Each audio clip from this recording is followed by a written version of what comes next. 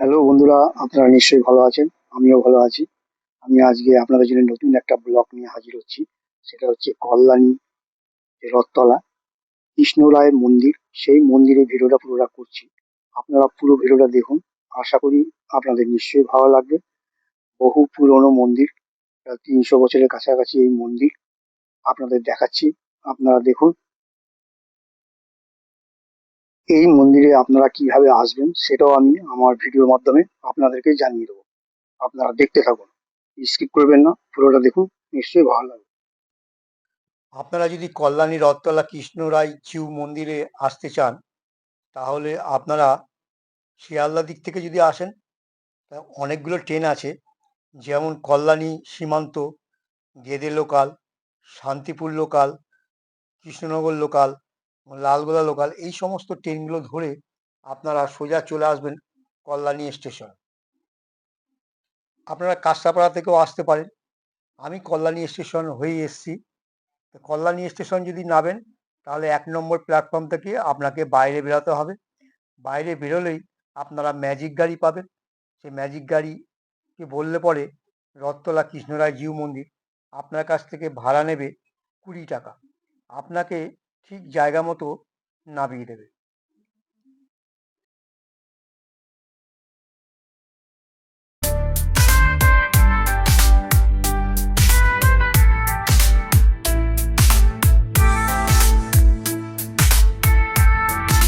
আমি পৌঁছে গেলাম কল্যাণী স্টেশন। আপনারা দেখছেন ট্রেন ঢুকছে।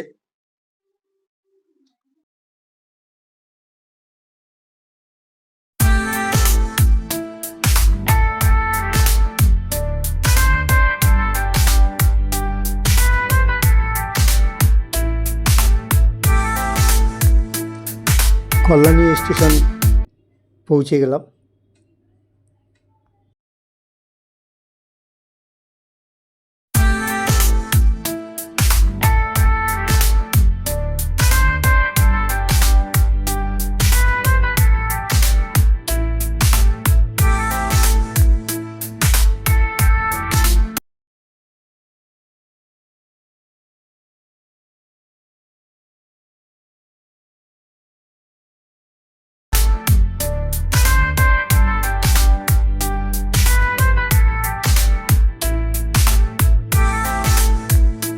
ম্যাজিক গাড়ি পেয়েছি, এখন ম্যাজিক গাড়িতে উঠে পড়েছি।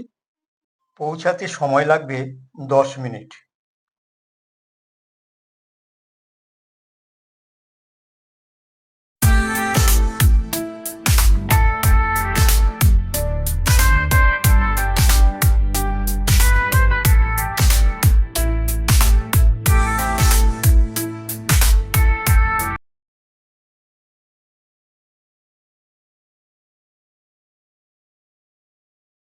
পৌঁছে গেলাম কৃষ্ণরায় জিউ মন্দির। সামনেই রয়েছে দেখুন কৃষ্ণরায় জিউ মন্দিরে ঢোকার যে তোরণটা, এই তোরণটা পেরিয়ে ভেতরে ঢুকতে হবে।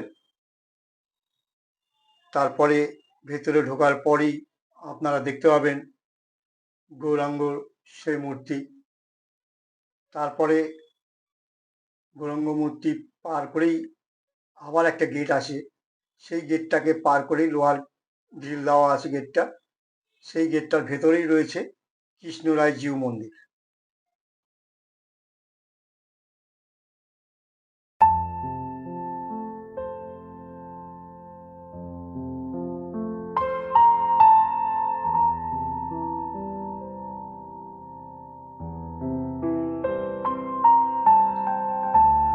এই গেটটি পার করেই তারপরেই আপনারা পাবেন কৃষ্ণরায় জিউ মন্দির।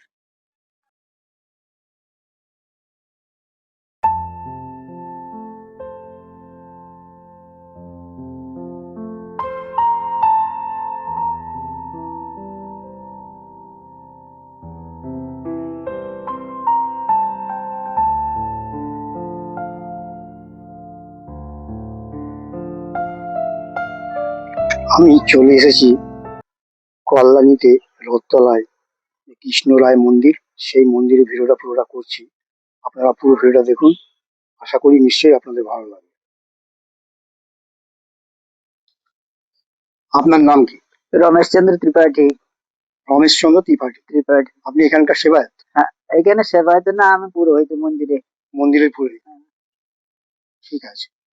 এই মন্দির সম্বন্ধে আপনি দু চার কথা বলবেন। মন্দির কত বছরের এবং এখানে ভোগ প্রসাদে কি ব্যবস্থা আছে কিনা, আহ, এখানে কোনো উৎসব পালিত হয় কিনা, এইরকম কিছু প্রশ্ন আচ্ছা, আপনি আপনার কাছে রইলো, আপনি এই উত্তরগুলো দেবেন। এই মন্দির কত বছর? এই মন্দির মোটামুটি আপনার 450-500 বছর হয়ে গেছে এই মন্দিরের বয়স। আর বিগ্রহের বয়স মোটামুটি 650-700 বছর বয়স বিগ্রহ। এটা হলো সেন্ট শিবানন্দ সেবিত বিগ্রহ।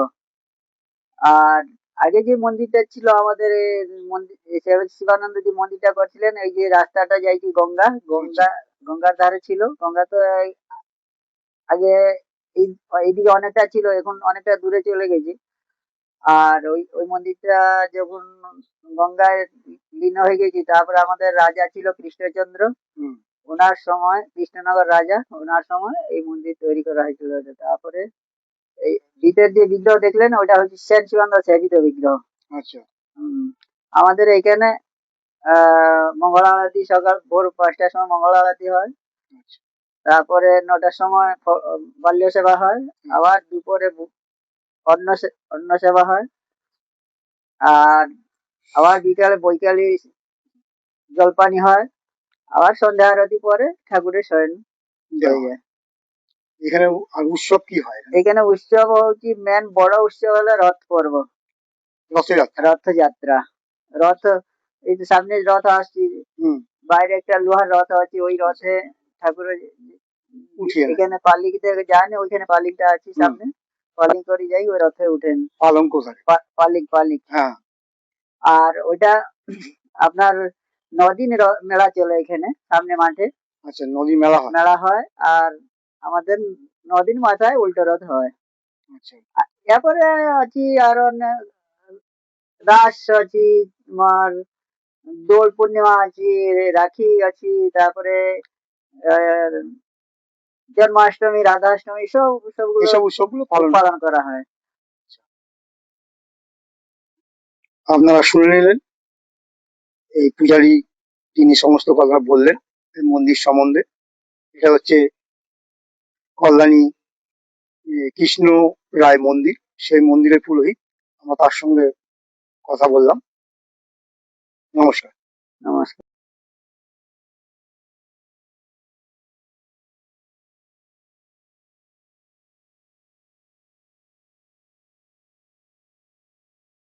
এখান দিয়ে একটা সিঁড়ি রয়েছে, তারপরে এই পাশে একটা সিঁড়ি আছে। এই মন্দিরের ঠিক পিছন দিকে একটা সিঁড়ি রয়েছে। আবার ওই দিকে আমি যে আমার ক্যামেরা যাচ্ছে যেদিকে, ঠিক সেই দিকটা রয়েছে ফুল গাছের সামনে, ওইখানে একটা সিঁড়ি রয়েছে। এরকম মন্দিরের চারিদিকে সিঁড়ি রয়েছে মন্দিরে ওঠার জন্য। এই মন্দিরে উঠবার জন্যে অনেকগুলো সিঁড়ি রয়েছে। যেমন ধরুন এই সিঁড়িটা আমি দেখাচ্ছি আপনাদেরকে। এখান দিয়ে একটা সিঁড়ি রয়েছে, তারপরে এই পাশে একটা সিঁড়ি আছে। এই মন্দিরের ঠিক পিছন দিকে একটা সিঁড়ি রয়েছে। আবার ওই দিকে আমি যে আমার ক্যামেরা যাচ্ছে যেদিকে, ঠিক সেই দিকটা রয়েছে ফুল গাছের সামনে, ওইখানে একটা সিঁড়ি রয়েছে। এরকম মন্দিরের চারিদিকে সিঁড়ি রয়েছে মন্দিরে ওঠার জন্য।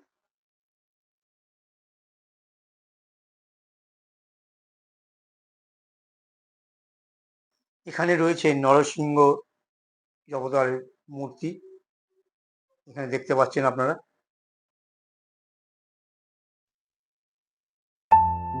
এই জায়গাটা হচ্ছে মন্দিরের পিছন দিকটা রয়েছে। মন্দিরের পিছন দিকটা দেখাচ্ছি আপনাদের, খালি জায়গা। এখানে কিছু গাছও রয়েছে মন্দিরের ঠিক পাশেই।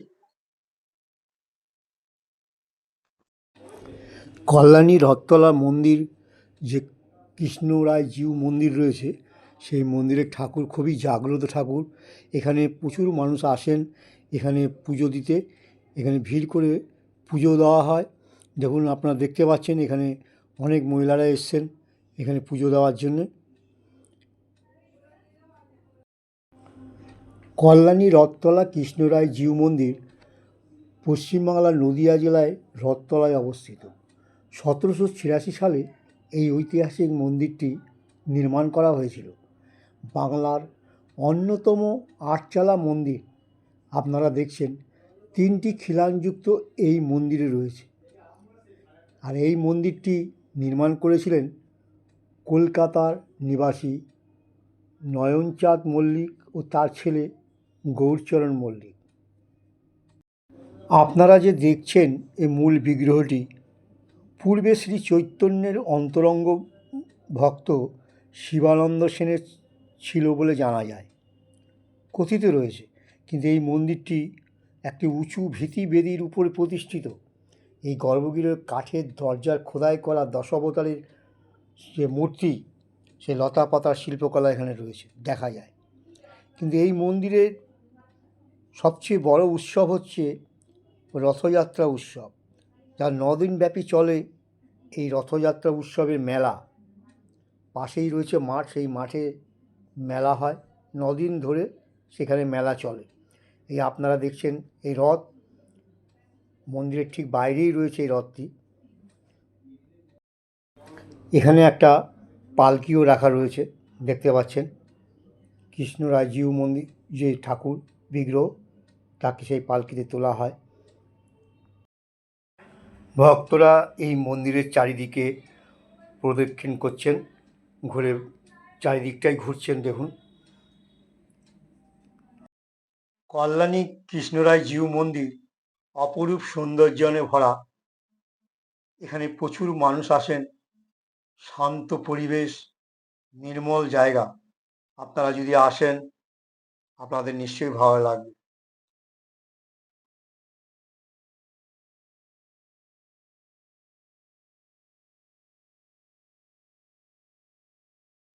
আমার এই ভিডিওটা আপনাদের যদি ভালো লাগে, আপনারা লাইক করবেন, কমেন্ট করবেন, শেয়ার করবেন বেশি বেশি করে।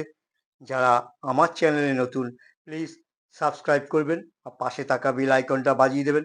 তাতে করে সবার আগে নোটিফিকেশনের মাধ্যমে আপনাদের কাছে পৌঁছে যাবে আমার নতুন নতুন ভিডিওগুলো। আপনারা ভালো থাকুন, সুস্থ থাকুন। নমস্কার।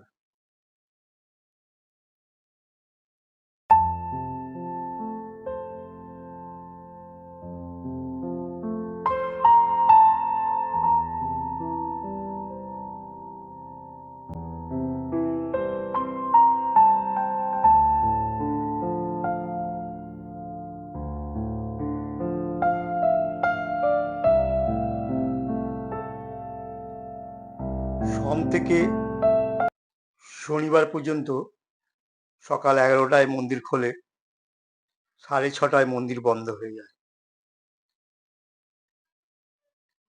ভোগ প্রসাদের ব্যবস্থা আছে, কিন্তু আপনাকে আগের থেকে জানাতে হবে।